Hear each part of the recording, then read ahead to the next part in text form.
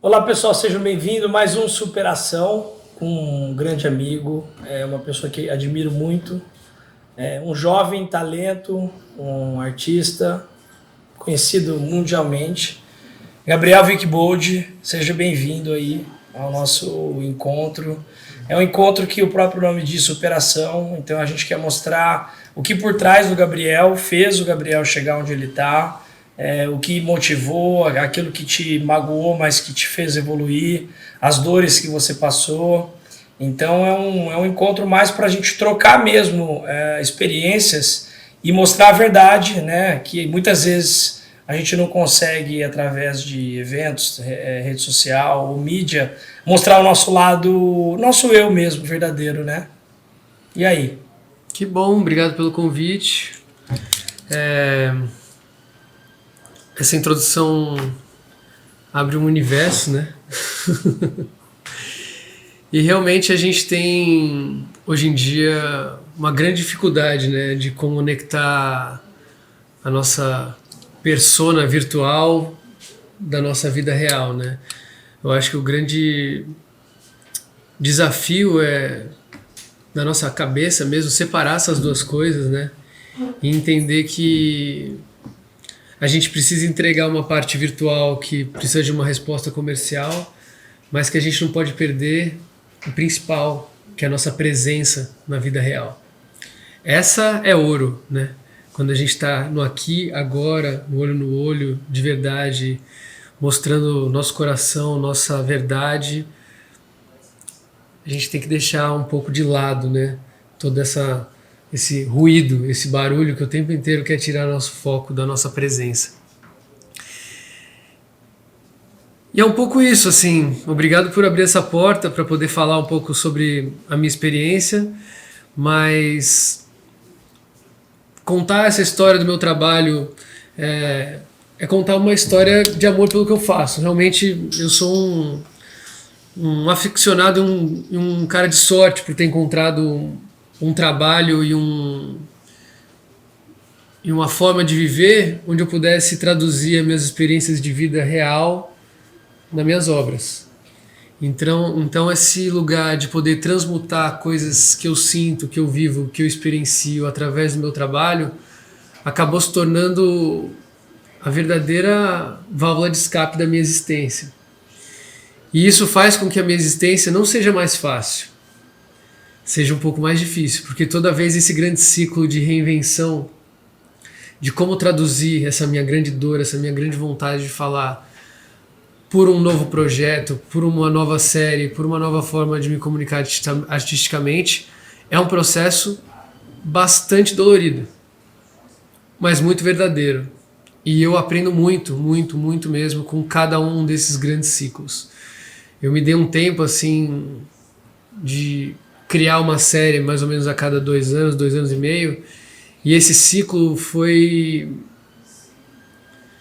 o ciclo que me deu tempo para viver de verdade novas experiências e trazer elas de uma forma genuína. Antes você tinha um formato um pouco mais veloz de criação? Nunca, foi um formato natural, assim. Ele aconteceu, as primeiras 2, 3 acabaram se espaçando com esse tempo, e eu acabei entendendo, quando eu fui repetir novamente o processo de entrar no meu ciclo criativo, que é preciso realmente viver para você experienciar coisas novas, para você poder traduzir e trazer um insight que seja verdadeiro. A gente sofre o tempo inteiro querendo cortar caminho para tudo, né? A gente quer cortar caminho para chegar no sucesso, quer cortar caminho para ganhar dinheiro, quer cortar caminho para chegar no corpo ideal, quer cortar caminho para ficar mais bonito. E na verdade, para tudo precisa de muita dedicação.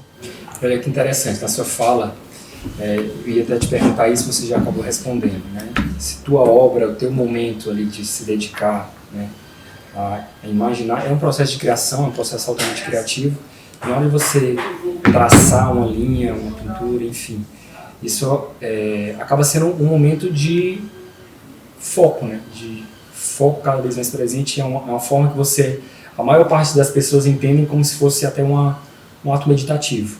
Minha pergunta parte desse ponto em saber, Gabriel, o momento que você está criando, o momento que você está, né, rabiscando cada linha daquela ali, você percebe que sua mente desacelera ou não? Muitas das vezes eu percebo que eu tenho mais pensamentos, eu tenho mais ideias, e se sempre foi assim, se hoje é assim, e se você percebe que a forma de você criar, ela vem evoluindo, ela vem mudando, não só em relação à obra de arte em si, mas como o Gabriel, né? O Gabriel interior. Eu acho que eu crio um hiperfoco quando eu estou em produção, mas ao mesmo tempo é uma coisa que eu faço com muita naturalidade, sempre foi fácil para mim. Eu, antes de trabalhar com fotografia e arte, pintura, eu trabalhava com música. E eu sentia que eu tinha uma dificuldade muito grande, eu tinha que me esforçar muito, eu tinha que ensaiar muito, eu tinha que praticar muito para chegar num resultado que eu não achava um resultado ainda que eu imaginava. E com a fotografia eu tive uma facilidade, para mim era indolor, era fácil, era o meu lugar, minha zona de conforto, assim, para executar. Eu não precisava pensar para fazer, eu só fazia. Isso me trouxe um hiperfoco para outras coisas, né? Como a ferramenta se transformou parte do processo e eu não tinha que pensar nela, eu podia pensar em várias outras coisas no meio do caminho. E eu acabei desenvolvendo uma fórmula para contar histórias. E eu entendi que quando eu trazia propósito, verdade, construção, crítica, poesia, esses elementos misturados com uma estética nova, diferente. Sem tanta autocobrança? Eu acho que tudo com muita verdade, na verdade, não autocobrança, na verdade com muito mais respostas dentro de mim do que do lado de fora. Eu consegui transformar a imagem numa coisa muito mais poderosa do que ela era, porque ela era uma imagem somada a um propósito e uma estética que realmente era totalmente diferente do que as pessoas tinham visto. E olha que interessante, são duas habilidades, né? A música é uma habilidade, a fotografia, a pintura são habilidades. Só que você trabalha, fisiologicamente você acaba trabalhando zonas diferentes do teu cérebro. Uhum. Você tinha, querendo ou não, uma cobrança na música. A música ela não é palpável, ou seja, você toca uma nota, você toca uma melodia, e você acaba não tendo um sentido figurativo. Quando você tira uma fotografia, você fala assim, você consegue várias e várias vezes analisar. Muitas das vezes a primeira vez você olha e fala, não ficou tão bom. Mas quando você vai analisar um pouco mais próximo, você fala assim, uau, cara, esse detalhe eu não vi. Coisa que a música, ela não trabalha todas as áreas, né, do teu cérebro. A fotografia, a pintura, você consegue trabalhar isso. Ou seja, o teu horizonte realmente visual, cognitivo, ele acaba se expandindo. Então, talvez, quando a gente fala de pessoal, um período da vida do Gabriel, que ele poderia ter um pouco mais de autocobrança com ele mesmo, mas a música, ela não trazia um sentido mais material, e você foi desenvolvendo habilidades, também dentro, né, da sensibilidade artística, mas pela fotografia, algo que fosse visual, que fosse material. Para você ver como pensamento, mentalidade, isso tem muito a ver com evolução, né? Eu ia te perguntar qual era a sua motivação e eu já nem preciso da resposta. Que assim, vou te dizer que testemunho, que tesão de testemunho seu, porque eu acho que o objetivo de vida de qualquer ser humano é ser feliz. E você sendo feliz na sua jornada, como você encontrou, e você ter resposta comercial através da sua felicidade, eu acho que esse é o ponto X da questão do ser humano, né? Muita gente trabalha, a grande maioria, até morrer com coisas que não gostam. Né? Isso é uma coisa importante. Você tem quantos anos de história como 16 anos artista? só na fotografia, né? Eu comecei na arte muito cedo, eu escrevi um livro de poesia com 12 anos, era uma brincadeira que eu tinha com meu pai, e acabei publicando esse livro e fui dar palestra em escola para falar sobre o meu processo de observação. Aí depois disso eu fui para música e comecei com 14 anos minha primeira banda, até uns 22 anos eu tinha um estúdio onde eu produzia, gravava, enfim, foi uma grande ferramenta que meu pai me deu antes de falecer. Ele falou, você quer trabalhar com música? Então beleza, eu vou te dar um estúdio. E esse estúdio foi um lugar mágico para mim, que é na mesma casa onde é a minha galeria hoje. E essa ferramenta que ele me deu foi um ato de muita sabedoria, assim, porque ele me deu um grande presente com uma grande responsabilidade. Ele falou, você vai ter um estúdio com os melhores equipamentos, mas você vai ter que gravar os melhores artistas da música brasileira lá. E esse desafio está lançado para você, porque eu quero que você se dedique para chegar a esse nível de qualidade e capacidade. E eu peguei aquela responsabilidade e trouxe para minha forma de enxergar a vida, assim. A arte nunca foi desconectada da ideia dos negócios, de ser autossustentável.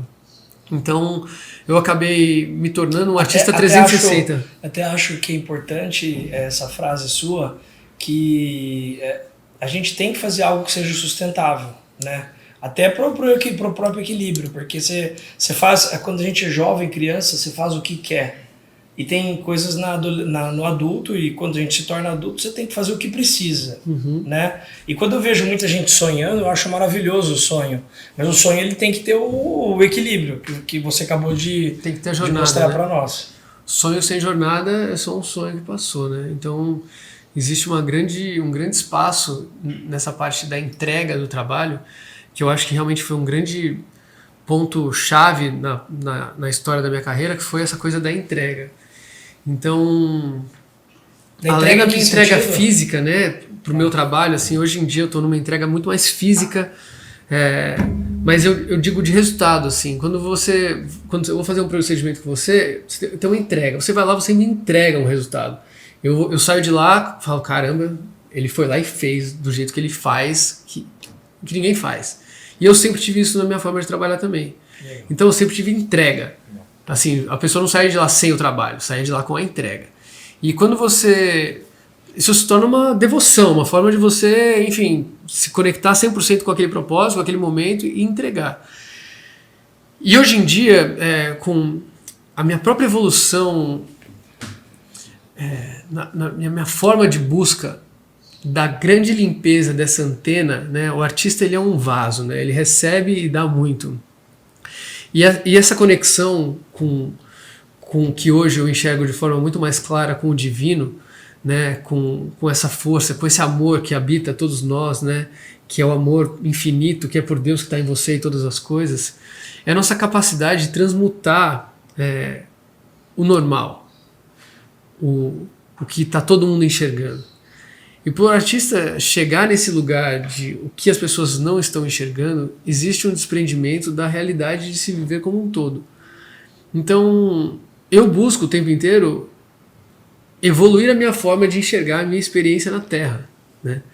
Então, eu busco uma grande jornada, equilíbrio corpo, mente, espírito, para trazer e estar de forma mais íntegra com essa minha antena, conectando uma mensagem verdadeira com o meu coração, com a minha verdade, com o meu grande propósito, assim, o que eu quero, para onde eu quero trazer a minha força. Todo mundo tem uma grande energia para colocar em várias coisas, né? Mas onde que a sua energia vai ser gasta com toda a sua força, e essa força vai estar conectada com essa grande joia preciosa que é o nosso propósito. Existe algum momento na tua vida, Gabriel, que você fala assim, a gente sempre fala de fundo do poço e ápice, né? A vida é isso, a gente sempre está numa montanha russa. Mas existe algum momento pontual da tua vida que você pensou assim, talvez eu não vá mais conseguir, talvez eu não tenha mais energia, não tenha mais força. E a partir desse momento, o que você fez para chegar hoje, não só num grau de maturidade física, espiritual, mental, teve algum momento, algum âmbito da tua vida que marcou e você deu aquela girada? Estou vivendo esse momento agora. É super fresco dividir isso com vocês, porque realmente é do fundo do meu coração. Final de 2022, eu estava com a Galeria dos Meus Sonhos montada no melhor lugar da cidade de São Paulo, no projeto arquitetônico do Isai, que é um arquiteto que eu amo, com todas as minhas obras, recebendo 600 pessoas por dia, todo mundo o tempo inteiro falando parabéns pelo seu trabalho, nossa, é incrível o que você faz. E eu estava completamente anestesiado. Eu não estava conseguindo sentir. Nossa, parabéns, seu trabalho é incrível. Nossa, parabéns, seu trabalho é incrível. Aquilo não estava me trazendo o amor que eu estava recebendo das pessoas, eu não estava sendo capaz de sentir. E aquilo estava me angustiando demais. Eu sempre fui um cara movido a desafios, né? Imaginava uma coisa, ia atrás. Sempre trabalhei muito com visualização. Nossa, eu sonho com isso e vou buscar esse caminho e vou chegar nesse lugar.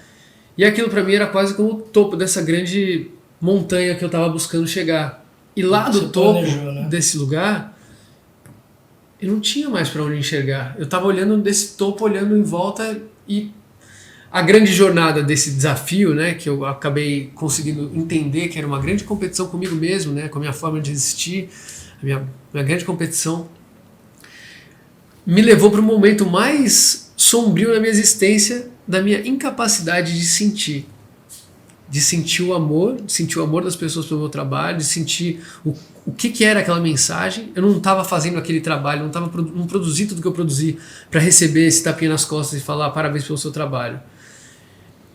E aí nesse lugar eu decidi me propor a uma grande jornada espiritual para me reconectar com a minha capacidade de sentir. Então, em janeiro eu fiz um retiro que chama Path of Love. Quem tiver a oportunidade de buscar esse retiro, é um retiro muito forte. Ele trata diretamente dos nossos traumas, a nossa relação com a nossa raiva, com a nossa sombra. E ele tem um nome muito fofo, né? Path of Love, o caminho do amor, mas ele é bem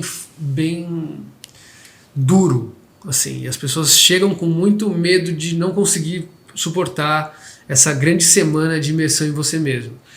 Quando foi isso? Foi em janeiro. Foi em janeiro, logo depois do Réveillon, dia 7 ou dia 14. Aproveitando essa mensagem, que coisa maravilhosa. E mais forte ainda é você que é capaz de poder, né, no momento de clímax, é o que a gente fala, a gente vive uma jornada inteira para chegar num lugar, a hora que você chega no lugar e fala, caramba, né, eu acho que tudo que você está falando aqui eu estou vivendo e, né, a gente está passando por essa fase, já passou e vai passar. O que é Deus para você? Essa é a grande pergunta. Porque quando eu cheguei... Eu vi que você tem um amor gigantesco por algo maior e você sabe que ele existe e você sabe que tudo está conectado a ele e você tá numa busca incessante para continuar o caminho da tua felicidade mediante o teu crescimento, né? Você falou do tema que foi exatamente a grande conexão desse retiro, desse lugar. Porque eu sempre fui um cara de muita fé nas minhas coisas, muita fé nessa energia do universo, muita fé em mim mesmo, na minha capacidade de colocar minha energia nas coisas e transmutar, né, executar.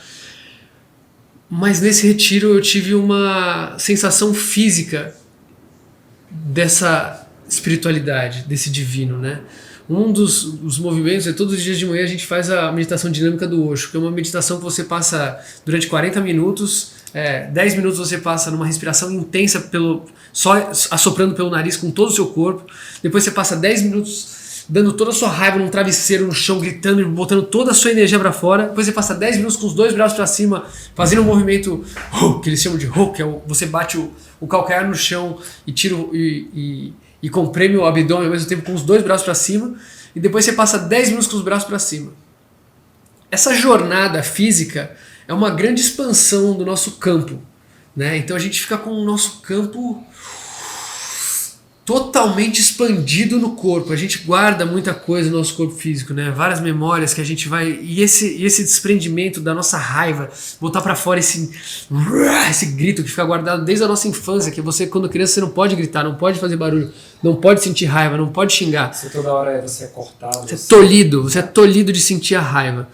E quando você transmuta isso tudo de uma forma física, e você levanta esse braço no final e o seu ombro está queimando, você não está aguentando, e você na sua mente está quase, eu estou quase chegando nesse lugar. Nesse momento eu tive uma conexão espiritual.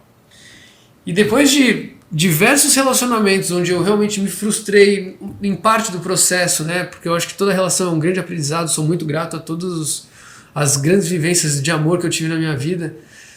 Mas na hora que eu estava com o braço para cima num desses dias, caiu essa ficha gigantesca na minha cabeça, assim. Nossa, como é duro sofrer esse grande ciclo do amor, né? Onde você depositou muita energia, muita expectativa, e eu acabava me frustrando com a minha própria incapacidade de fazer o amor existir naquele momento, né? E eu me frustrava muito. E aí caiu uma grande ficha assim na minha cabeça, assim, qual é o lugar, né, cara, onde eu posso depositar o amor de forma infinita e ele só vai ser mais abundante. E eu, nesse momento de epifania física ali, caiu uma ficha que ela é muito simples, mas quando você experiencia ela no seu corpo, assim, ela transmuta, né? Transmuta a existência. E aí eu senti o amor por Deus que habita o meu coração, o meu corpo e todas as coisas. E isso é traduzido através da nossa presença. Porque esse amor, ele existe na forma com que você está presente em cada uma das coisas que você faz, na forma que você está presente com você mesmo e na nossa capacidade de pedir a mesma quantidade que a gente agradece. Porque se existe um lugar onde a gente pode intuir algo que a gente quer, um sonho, uma vontade, é um pedido para Deus. É um pedido de que Deus me ajuda, Deus, eu estou aqui pedindo força, eu estou pedindo energia, eu estou pedindo vontade, eu estou pedindo... enfim, capacidade, né, de sonhar, de acreditar, de transmutar esse momento que seja de dificuldade. Então foi incrível para mim poder me reconectar com essa grande fé, assim, uma fé nesse amor infinito, cara, que habita todos nós e está ancorado na nossa presença. Que eu falo do telefone, da nossa incapacidade de desconectar. Hoje em dia, a pessoa, para mim, que é rica, é alguém que pode pegar isso aqui, colocar numa caixa e deixar trancada por uma semana, sem nem olhar. Esse cara é rico. E olha que mensagem linda, cara.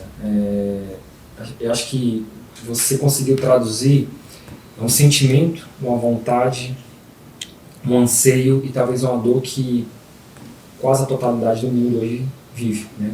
É de não se autoconhecer. Quando a gente fala de autoconhecimento, a gente fala que conhecer a Deus é conhecer a si mesmo, né? Deus, no maior ápice da vida dele, ele entregou a vida dele e dividiu com todos nós. A única coisa que ele pediu foi que a gente realmente pudesse zelar e cuidar pela nossa vida.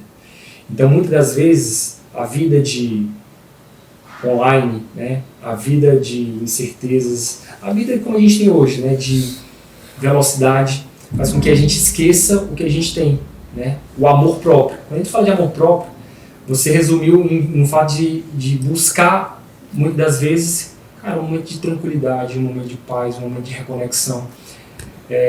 O mundo que a gente está hoje, a gente não consegue viver muito disso, né?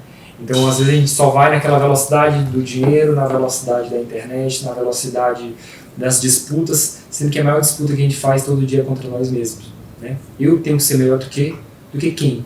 Todo dia a briga é muito interna. Né? Tanto que quando, né, acho que todos nós já passamos por isso, do ponto de vista financeiro, do ponto de vista de reconhecimento de trabalho, quando a gente chega lá, a gente fala assim, epa, não é aí. Não foi por isso. Não foi por isso. Então a briga, a disputa não é contra o outro ali, não é contra o comércio. Muitas vezes a briga é contra a nossa própria autocobrança, contra nossas crenças. Fico feliz, tá? Já admirava muito o teu trabalho como artista, por isso que a gente vê uma sensibilidade. E a sensibilidade ela não vem só no traço, não só na forma de você fotografar, não só na forma de você expor. O que você exprime, o que você expõe, e o que muita gente acredita ser aquilo lá, não só você, mas todas as pessoas que a gente tem admiração, eu tenho uma plena certeza com quem a gente vem recebendo, que tem uma coisa muito maior por trás. Né? Assim, essa conversa comigo, eu já imaginava que era você, mas depois desse momento eu vejo um Gabriel muito maior. E esse ensinamento que você está passando, que nós vivemos, né? Que eu vivo, o Carlos me cobra, eu cobro ele, e o que eu percebo, as nossas escolas não têm preparação para isso. Os mais ricos, que é esse que consegue deixar o telefone, e não estamos falando de dinheiro, nós estamos falando de autoconhecimento, essência, controle, equilíbrio. Não tem uma preparação para isso, né? Tem uma preparação, as igrejas, elas acabam trazendo isso, né? Algumas religiões, de certa forma, nos ajudam, mas todas elas, a grande maioria, muitas vezes, nos cerceiam para alguns caminhos que a gente quer trilhar. E o que eu percebo é que se não houver uma reprogramação geral e um treinamento mental para esse equilíbrio sanitário, equilíbrio de sanidade mesmo, mental, todos nós só tendemos a ter o maior problema, o pior dos problemas do universo, que é esse. E aquele que não te abandona, né? Ele tá na tua cabeça, onde você vai? Você pode estar em qualquer lugar. Depois dessa imersão, eu tenho certeza que você deve estar se programando para manter isso durante o ano e por outras... Foi uma grande jornada, eu quero continuar contando para vocês, porque foi um mês complexo, foram os 40 dias mais intensos da minha vida. Eu saí dessa imersão, voltei para São Paulo e eu tenho um grande projeto que eu estou entregando esse ano, que é junto com o The Town, que é o festival que vai ter aqui, que vai ser o maior festival da América Latina. E o Roberto Medina tinha me chamado para fazer uma exposição original pro festival. Ele falou, você pode fotografar todos os headlines, todos os artistas estão à disposição e você me diz o que você quer falar. E aí ele me contou que durante o Rock in Rio 1, o Rock in Rio 1 só foi o tamanho que foi porque ele foi o primeiro festival a iluminar o público. Então o encontro daquele artista com aquele público gigantesco iluminado foi o que fez aquele festival ser o que se transformou, né? E ter aquela potência daquele encontro. E eu saí desse primeiro retiro, voltei para São Paulo, já estava com todo mundo aqui já me agulhando de prazos, vamos entregar, vamos fazer. E eu falei, calma, eu vou precisar fazer mais um retiro. E eu fui com a Carol Teixeira para um retiro de Tantra em Piracanga, na Bahia, que o Tantra também é um outro lugar que todo mundo associa muito com a sexualidade. Ele tem um viés da sexualidade, né? A nossa energia criativa está conectada ao nosso chakra base, a nossa capacidade de elevar essa energia e trazê-la para a nossa consciência é um dos grandes processos criativos que existem à disposição do ser humano. E lá eu me conectei com a sutileza e com o Tratak. O Tratak é esse lugar do olho no olho, né? Esse lugar da conexão primária do ser humano. Quando a gente encontra alguém, a gente olha essa pessoa no olho e a gente tem um momento de sintonia através desse primeiro olhar. E é muito difícil você olhar alguém no olho hoje em dia. Você está sempre olhando no telefone, você está sempre passando correndo, você está sempre se atropelando nessa própria existência. E eu passei mais uma semana nesse retiro. Voltei para São Paulo e fui fazer uma exposição em Dubai. Um festival de fotografia gigantesco, que é um dos maiores do mundo. Foi uma super homenagem, maravilhoso, um festival que eu já tinha participado em 2019, eu voltei esse ano com os artistas que eu mais admiro no mundo, uma super troca de amor pelo trabalho de cada um. E eu vi vários deles com super histórias incríveis, usando a fotografia como um veículo para mudar vidas, e falando de guerra, falando de trauma, falando de dores, falando de amor, falando de, enfim, espiritualidade, várias coisas. E eu consegui olhar no olho de cada um desses artistas e falar, cara, o que você faz é muito importante. Parabéns por essa missão e por essa jornada. Eu consigo sentir a importância do que você faz. E eu estava do lado da Índia. Eu falei, cara, eu estou muito perto da Índia, estou num momento muito visitando todas essas energias. Eu vou para a Índia. Comprei a passagem para ir para a Índia. Na hora que eu estou embarcando no avião, eu descobri que era Mahashivaratri, dia de Shiva, que é a deusa do renascimento, né? Que transmuta toda essa coisa de que vai queimar e vai se transmutar e vai renascer. Cheguei em Varanasi pro dia de Shiva e a cidade inteira em festa, em polvorosa, uma grande energia consumiu todo mundo estava num momento de catarse ali, e eu vendo aquela intuição que me levou para lá, e esses olhos de todas as pessoas me olhando, e uma presença gigantesca na existência de cada um deles, e aquele caos do lado de fora, e todo mundo encontrando um silêncio na forma de existir. E aí eu voltei para São Paulo para fazer esse trabalho. E a série chama Ilumina. E todos os artistas estão contando para mim, numa entrevista, qual é o processo deles de conexão com o divino, com Deus. Onde eles encontram essa força para entender que o sucesso é uma nuvem de fumaça inatingível, né? E eles criaram e produziram o que eles produziram porque era maior do que eles, estava dentro deles. Mas ao mesmo tempo existe um ritual que tem que ser sagrado, né? Que é também uma coisa da Índia, né? Uma coisa de ritual, tudo era um grande ritual. E eles deviam conectar com essa força maior para poder trazer essa mensagem e estar prontos e preparados para o público. Então construí uma série com esse grande diálogo com esses artistas. Então fiz o Ney Matogrosso, fiz o Criolo, fiz a Maria Rita, fiz o Orochi, fiz a Luísa Sonza, e todos eles me trouxeram como era para eles essa conexão com Deus e com o divino. Intuí uma luz que sai da testa de cada um deles, um grande amor entre o público e o artista. O público compõe parte da imagem do artista, e o artista está sempre num momento de devoção com esse encontro dele com o divino. Então eu encontrei, dentro desse grande processo, dessa jornada, você falar, para voltar para a sua pergunta, né? Como que eu faço para fazer esse processo criativo? Foi uma jornada de intuição, sentir como o que eu precisava fazer para mergulhar cada vez mais para chegar no lugar que realmente ia trazer essa pedra preciosa do meu propósito, da minha própria busca pelo meu amor próprio, pela minha capacidade de sentir, trazendo através de cada um desses grandes artistas monstruosos a capacidade deles de sentir também e ampliar essa grande mensagem do amor. Onde existe esse amor inatingível naquele momento de presença público-artista, onde os dois fazem parte de uma coisa só. E essa mensagem poder ser linda e chamar Ilumina, que é o nome que o Roberto me trouxe, onde ele iluminou o público pela primeira vez. E olha que interessante na tua fala, né? Tudo na vida da gente, quando a gente quer entregar, né, quando você... É natural que nós tenhamos uma autocobrança. À medida que você coloca uma energia, a energia que você coloca muitas das vezes é uma velocidade que você acha que você vai conseguir conquistar algo. Sendo que tudo tem Deus por trás, né? Não adianta ser a minha velocidade, não adianta ser o meu tempo, não adianta ser a minha forma. Mas, para mim, você mais que respondeu a pergunta, como também me fez entender e com certeza vai fazer com que muitas pessoas entendam. A velocidade do autoconhecimento também é a velocidade que você se permite, né, se achar, se buscar. Muitas das vezes vai ser no silêncio. E muitas das vezes não vai ser uma semana, um mês, um ano. Então, a velocidade que você dedica e o tempo que também você se dedica ao autocuidado, à autogestão, né, não só gerir os negócios, mas como gerir minhas emoções, como gerir minha espiritualidade, qual o tempo que eu estou dedicando, né? Uma rotina. Uma rotina.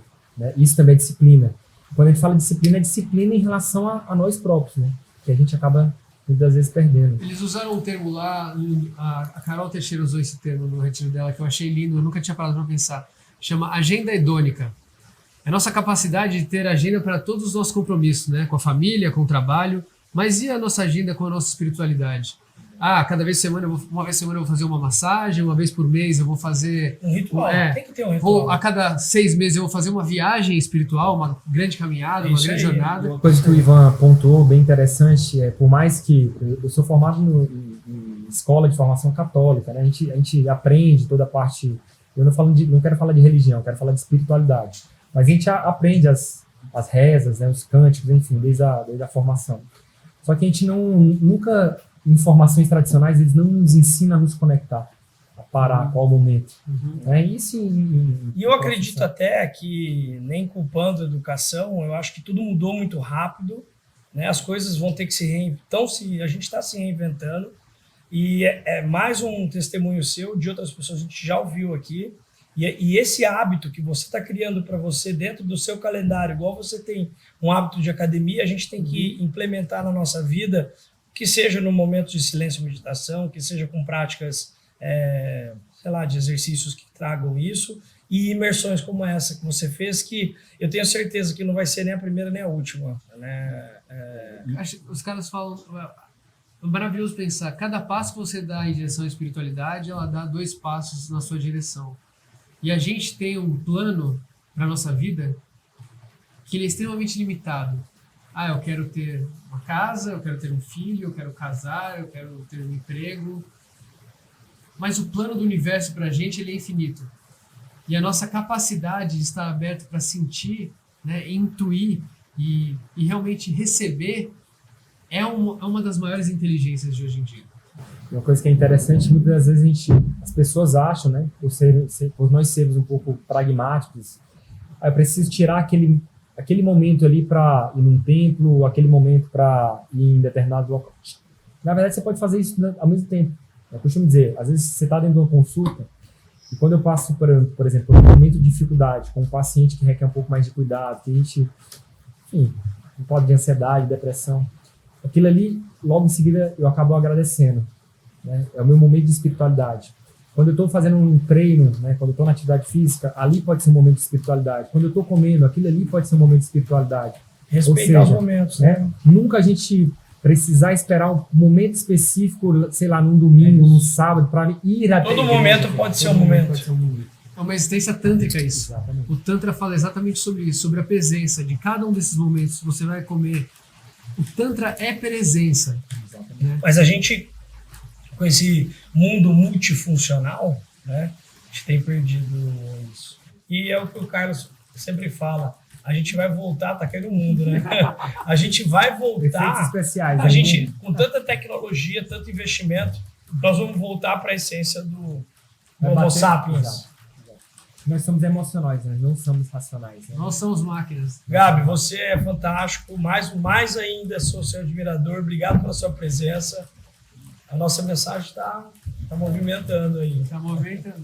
Obrigadão mesmo. Tudo que a gente coloca energia é isso, é força. Eu só tenho que agradecer pela tua presença, pela tua energia. Essa mesa aqui é uma mesa que a gente costuma falar, né? Nós também transmutamos muitas vezes, a gente transforma uma energia em outra.